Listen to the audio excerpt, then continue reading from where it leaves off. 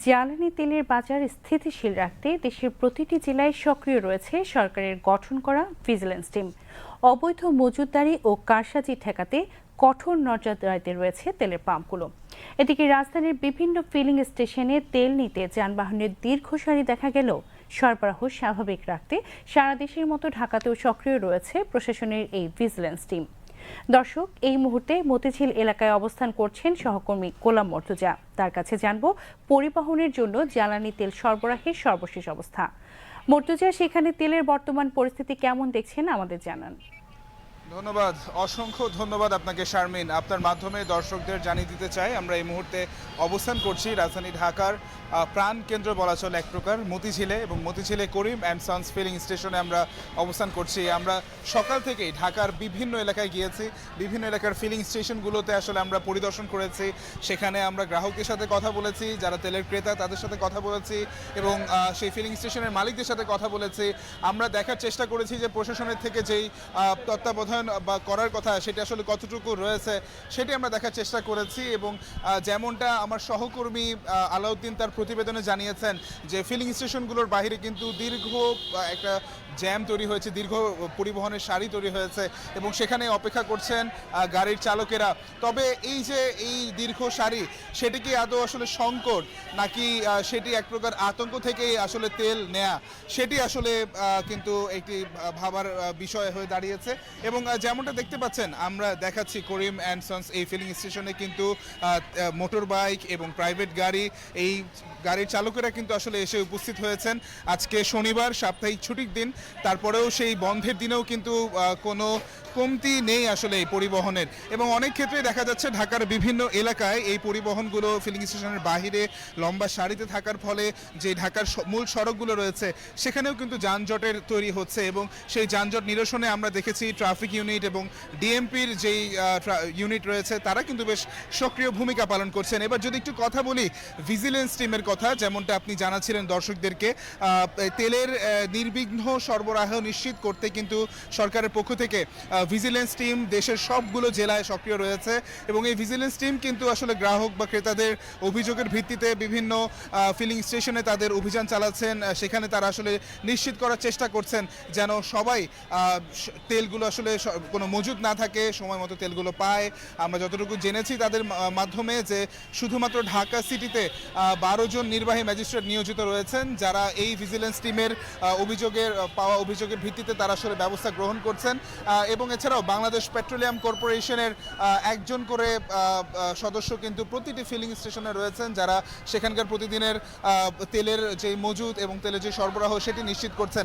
আমি করিম অ্যান্ড সন্সের স্বত্বাধিকার, তার সাথে কথা বলার চেষ্টা করব, তার কাছে জানার চেষ্টা করব, একটু আপনি আমাদের জানাবেন, দর্শকদের জন্য আপনি আমাদেরকে জানাবেন যে তেলের পরিস্থিতি আসলে কি আপনার ফিলিং স্টেশনে। আমরা দেখছি যে বাইরে লম্বা সারি, তো আপনারা কি ব্যবস্থা গ্রহণ করছেন, তেলের সর্বশেষ অবস্থা জানাবেন। ইনশাল্লাহ আজকে বন্ধের দিন, আজকে গভর্নমেন্ট হলিডে। আজকে গেছে গেলে যে শুক্রবার গেছে গেলে কিন্তু গভর্নমেন্ট তেল দিয়েছে, আজকেও দিচ্ছে। বন্ধের দিনও দুদিনই খোলা রাখছে, তেল দিচ্ছে, আগের তুলনায় একটু কম দিচ্ছে। আর এই যে বাইকালারা, এরাই লো তেল নিয়ে তেল ফালাইয়া আবার চলে আসে দ্রুত ভাই, সবাই না, এর মধ্যে কিছু কিছু অসাধু আছে, তারা চাচ্ছে এই করতে, কিন্তু গভর্নমেন্ট কিন্তু তেল দিচ্ছে যে না এমন কোনো কথা না। আজকে আমাকে তেল দিচ্ছে 9000 অকটেন, 4500 ডিজেল। আলহামদুলিল্লাহ, রাতের এশার নামাজের তৈরি 8টা, রাতের 8টা তৈরি তেল চলবে, একটা না আমি দিয়ে যেতে পারবো, এতে কোনো সমস্যা হবে না। একটু জানতে চাই যে তেলের এই যে বৈশ্বিক যে তেলের পরিস্থিতি, তার প্রভাব যেহেতু বাংলাদেশেও পড়েছে, কিছু কিছু আমরা ফিলিং স্টেশনে দেখেছি যে তেল মজুদ রাখা হয়েছে, সেখানে পরবর্তীতে অভিযান চালিয়ে সেই তেল উদ্ধার করা হচ্ছে। সেদিক থেকে একজন মালিক হিসেবে এই মজুদ করাটাকে আসলে কিভাবে দেখছেন? কারণ সরকার থেকে বারবার বলা হচ্ছে তেলের কিন্তু তেমন কোনো সংকট নেই, সরবরাহ রয়েছে, হ্যাঁ চাপটা বেশি থাকায় হয়তো সেখানে সারিটা দীর্ঘ সারি হচ্ছে। তেলের মালিক হিসেবে, তেল ফিলিং স্টেশনের মালিক হিসেবে আপনি কি ভাবছেন? না, যারা মজুদ করছে তারা অসাধু ব্যবসায়ী, কিছু কিছু লোক, তারা এটা জঘন্যতম, ঘৃণ্যতম, এই সমাজের জন্য তারা ঘৃণ্যতম, এই জাতির জন্য তারা ঘৃণ্যতম।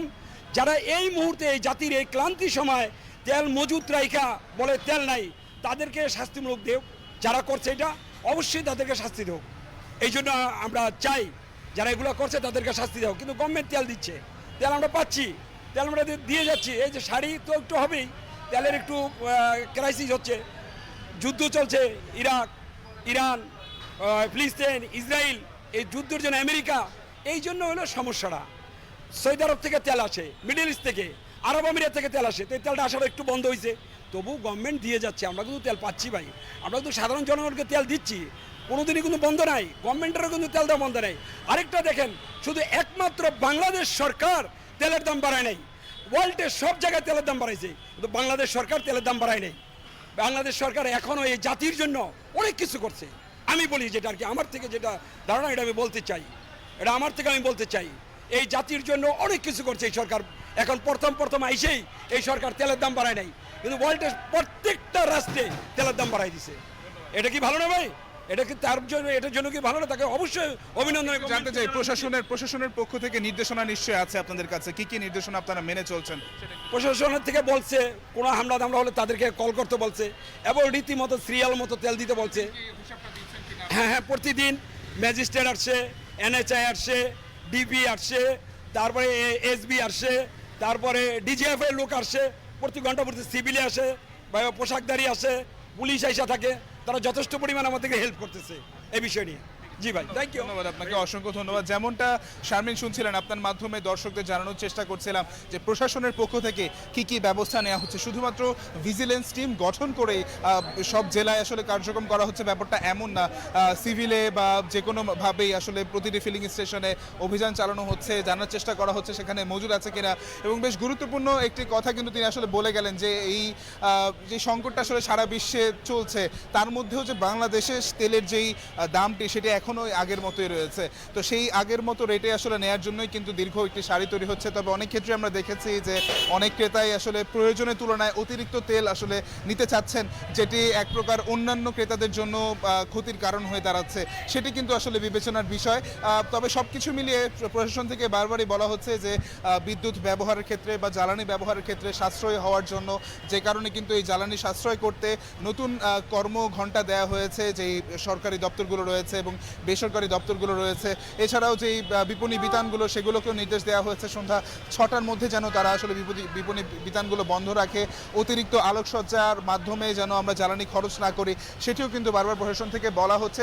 তো সব কিছু মিলিয়ে শুধুমাত্র মতিঝিলের চিত্রটি আসলে আমি তুলে ধরতে পেরেছি। তবে সকালে আমরা তেজগাঁওয়ে বিভিন্ন ফিলিং স্টেশন ঘুরে দেখেছি, সেখানে কিছু কিছু স্টেশনে আমরা দেখেছি যে তেল দেওয়া বন্ধ রয়েছে। যখন আমরা তাদের কাছে কারণ জানতে চেয়েছি, তারা বললেন যে তাদের যেই মজুত করা তেল ছিল সেটি সরবরাহ শেষ এবং বাকি তেল আসলে পথেই রয়েছে, ডিপো থেকে তেল আসলে তারপরে তারা আসলে তেল দিতে পারবে। তো এই কারণে কিছু কিছু জায়গায় আসলে তেল দেয়া সাময়িক সময়ের জন্য বন্ধ রয়েছে।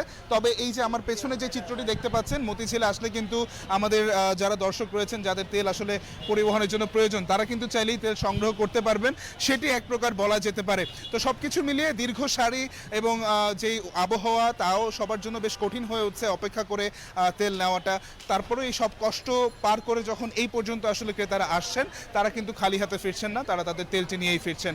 এই ছিল আমার কাছে রাজধানীর মতিঝিল থেকে করিম অ্যান্ড সন্স ফিলিং স্টেশনের তেল পরিস্থিতি নিয়ে সর্বশেষ। শারমিন। ধন্যবাদ গোলাম মর্তুজা। দর্শক, মতিঝিল থেকে সরাসরি যুক্ত ছিলেন সহকর্মী গোলাম মর্তুজা, জানাচ্ছিলেন তেল সরবরাহের পরিস্থিতি। অবৈধভাবে তেল মজুত নয়, প্রশাসনের বেঁধে দেওয়া নিয়ম মেনে সবার সম্মিলিত প্রচেষ্টায় পারে সংকটকালীন সময়কে সুন্দরভাবে পার করে নিতে। দর্শক, যাচ্ছি পরের সংবাদে।